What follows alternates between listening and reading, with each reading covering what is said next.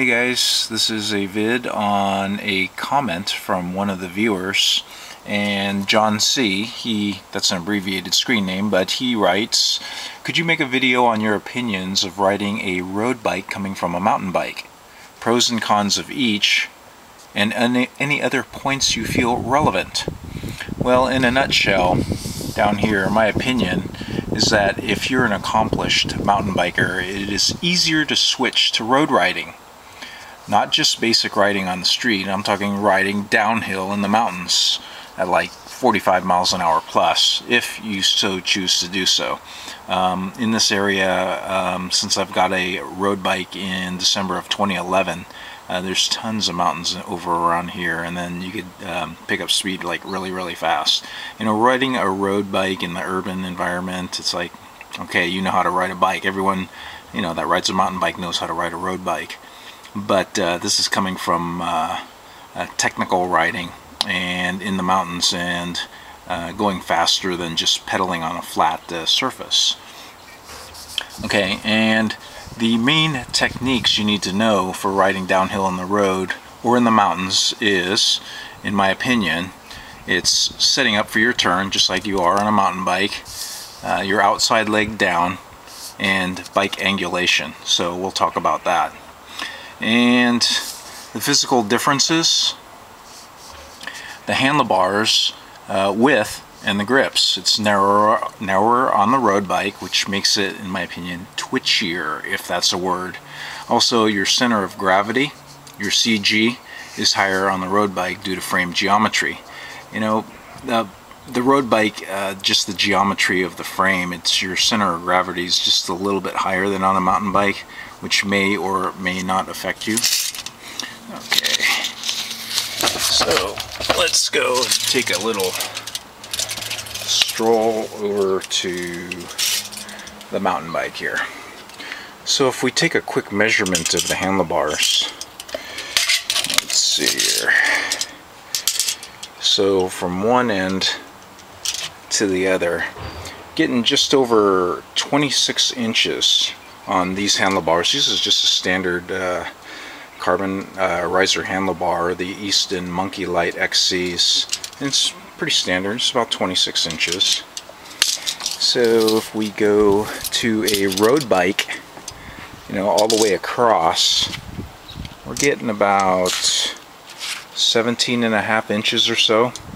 But when you're riding here on the tops, your hands are going to be inside. So then you got 15 inches, which is a pretty significant difference than riding on the mountain bike. That's why riding on the road bike, the steering is a lot more twitchier. And then you could ride on the hoods, and then center to center on the hoods, it's about 16.5. And then in the drops, you know, it's almost 18 inches in the drops. Okay, and just my 2 cents on riding for those that are new on a road bike, you know, coming from a mountain bike. I really think, aside from setting up from the turn, you know, I made a video on increasing traction on a mountain bike, and I pretty much talked about angulation, which I didn't mention that exact term, but like angulation, like for skiing, there's what's called knee angulation for a ski, where you angulate the ski, you tip it on the edge, and then you bend your knee, and then you bend it to the side. That's called knee angulation. But you're keeping your body weight above your knee. You don't. This is hip angulation, when you're angling from the hip. And knee angulation, you're keeping your weight above your knee, and then you're angulating the ski. Well, on the road bike, you know, when you're descending, you're putting your outside leg down, and then you angle the bike. And when you're in the drops, you want to keep your body weight above the bike. So this is bike angulation. When you have the bike angled, but your weight is above the bike. And when you're in a turn, if you lean into the turn where your body weight, you're leaning with the bike and into the turn, that's when you start seeing these guys wash out their front tires, because your contact patch with the 700C, these tires, it's small, right? You can go, this is a 23 tire, you can go to 25, you can get a bigger tire size, and you're gonna have a little bit bigger contact patch, and you can play with the air pressures, but your contact patch with the ground, it's on the smaller side. So when you're taking a turn and you're going fast, I think fast is, you know, 35, 40 and above, in my opinion. And if you go fast and you lean into that turn, you know, you're playing with physics, of course. You got gravity and centrifugal force. Your centrifugal force is trying to push you on the outside. And if you go fast and you lean into the turn, if your front tire or rear tire starts braking, you lose traction. You know, that's how most people go down. And in my opinion, most people, if you're going to wipe out on a bike, most people that wipe out, you're going to wipe out in a turn. Most people in general aren't crashing when it's straight. Of course, on a mountain bike you can with all the technical terrain. But on a road bike, when you're on the road and it's flat, not too many people are crashing when it's flat, straight, and smooth. It's mostly on the turns. And I think, in my opinion, it's a lot of it is technique, where people are turning. You get that bike angulation, but their upper body is not, their weight is not over their tire patch. And when your weight is not over your tire patch and you're leaning into the turn, the front tire or the rear tire is most likely to slide.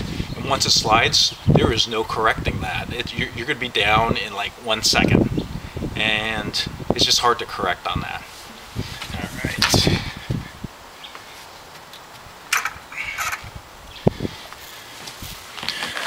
Okay. And back to this. I'm going to go through these real quick. I got the road bike over here and the mountain bike over here, and I got a pro and con for each. The road bike, some of the pros, it's convenient. You could leave from home. Not as dangerous, and I put an asterisk mark there because then the asterisk mark is, you know, that basically means it's very subjective. I wrote not as dangerous because the terrain, I mean the roads, you don't have terrain like you do on a mountain bike, but it's plenty dangerous. Anything on 2 wheels and you could do 30, 40, 50 miles an hour, that's dangerous in my opinion. Pro, need for speed, you can get going really fast. I mean, in the mountains around this area, it's insane how fast you can go on these road bikes. It's smooth, there's less impact on your body.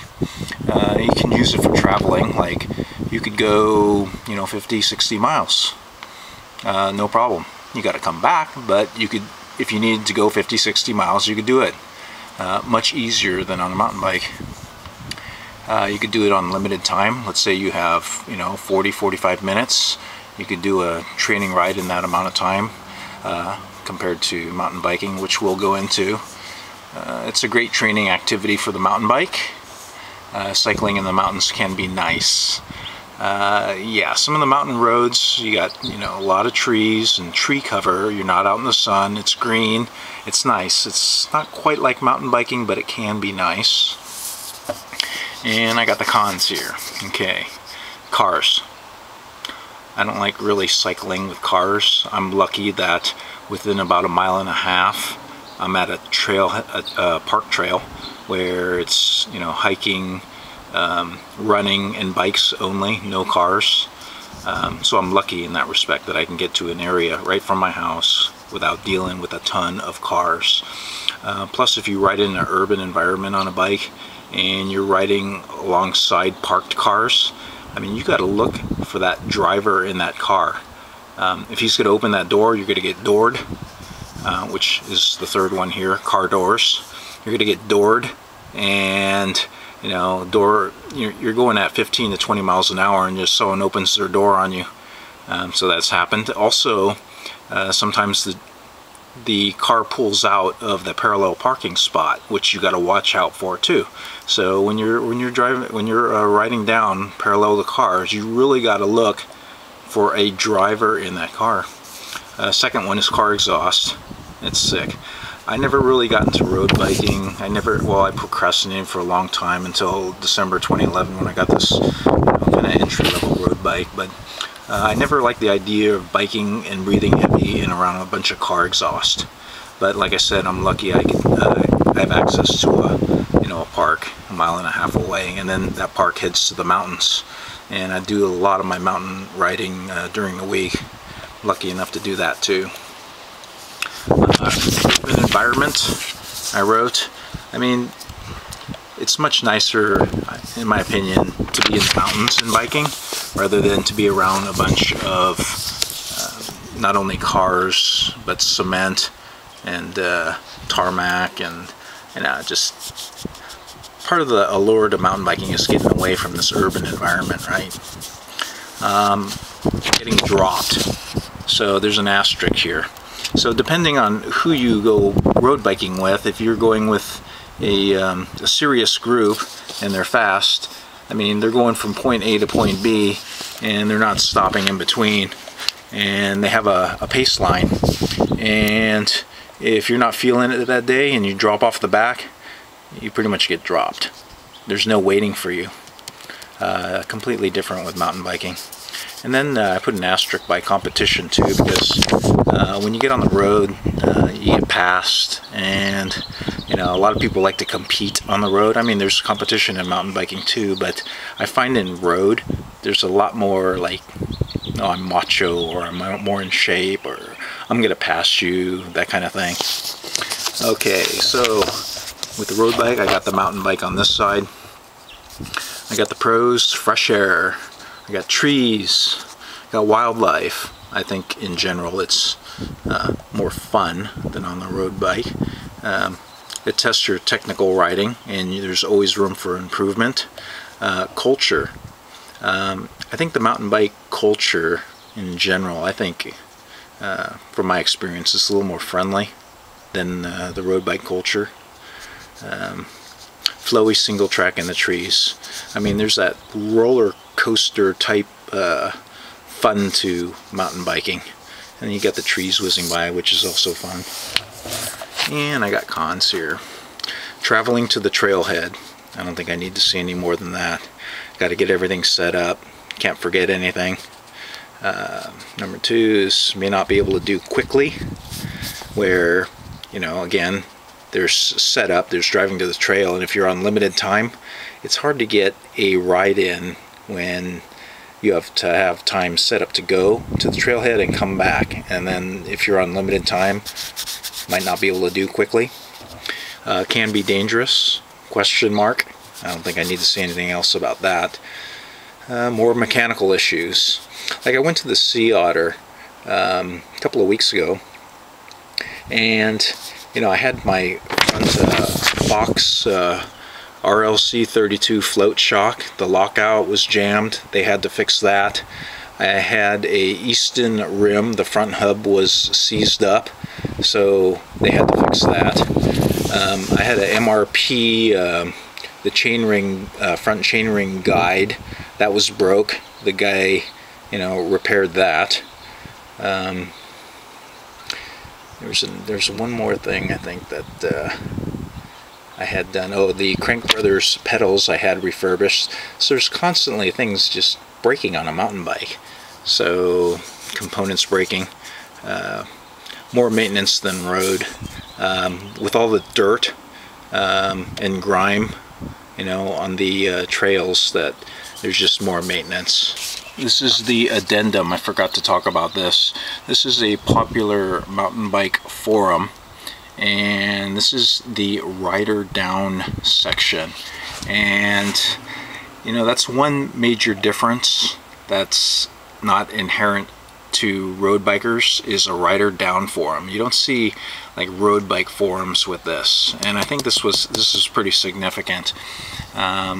Because, well, that's the reason why I started making some videos in the first place, to help some of the new riders because a lot of the new riders, I think a lot of people, not everybody, but I think a lot of people think, oh, you know, I know how to ride a bike, and they get on a mountain bike and they get going too fast and they kind of bust themselves up.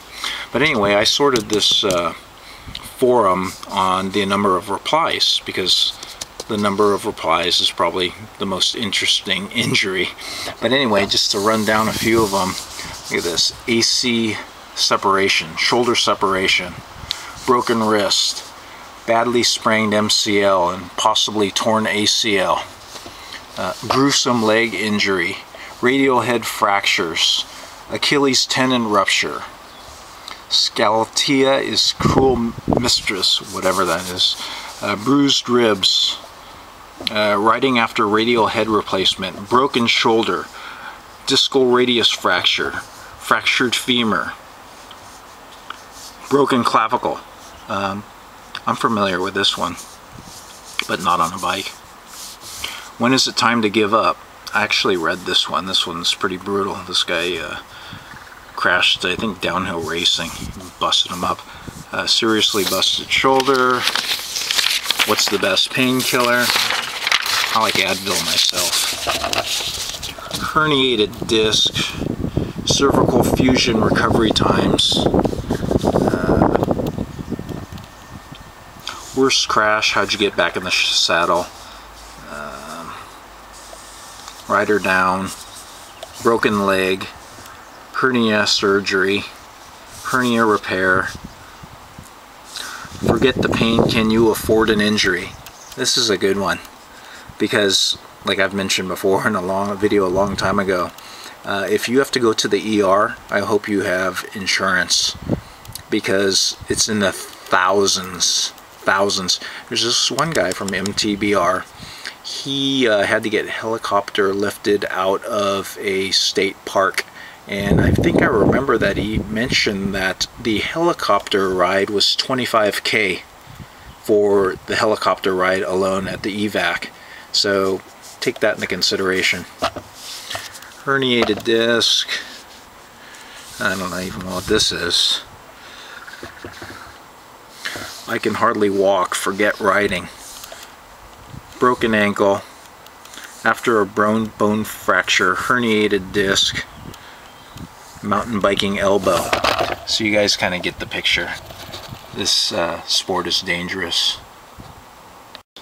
So that's my 2 cents on John C's question. And if you have any further comments or want to add to this list or anything else, leave a comment, and I'll see you guys on the trail.